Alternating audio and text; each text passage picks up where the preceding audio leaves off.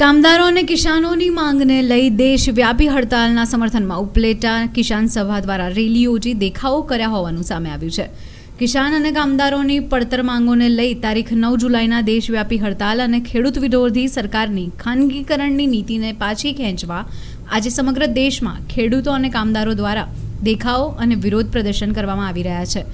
જેના સમર્થનમાં રાજકોટ જિલ્લાના ઉપલેટામાં ગુજરાત કિસાન સભા કામદારો અને ખેડૂતો સાથે દેશવ્યાપી હડતાળમાં જોડાઈને સમર્થન આપવામાં આવ્યું હતું. ગુજરાત કિસાન સભા દ્વારા ઉપલેટામાં રેલી યોજી દેખાવો અને સૂત્રોચ્ચાર કરી સરકાર દ્વારા લગાવવામાં આવેલ ખેડૂત વિરોધી કાયદાઓ નાબૂદ કરવા, ટેકાના ભાવે ખરીદી કરવા, વીમાનું ખાનગીકરણ પાછું ખેંચી સરકારી યોજનામાં સમાવેશ કરવા, વીજળીનું ખાનગીકરણ બંધ કરવું, કામદારોના વેતનમાં વધારો કરવો તેમજ સ્માર્ટ મીટર લગાવવાનું બંધ કરવા સહિતના અનેક મુદ્દાઓને લઈ સરકાર સમક્ષ વિરોધ નોંધાવી દેખાવ પ્રદર્શન કરવામાં આવ્યા હતા. જેમાં ઉપલેટા વિસ્તારના ખેડૂતો, કામદારો, ખેત મજૂરો સહિત મોટી સંખ્યામાં મહિલાઓ, યુવાનો ઉપસ્થિત રહી દેશવ્યાપી હડતાલને સમર્થન આપ્યું હતું.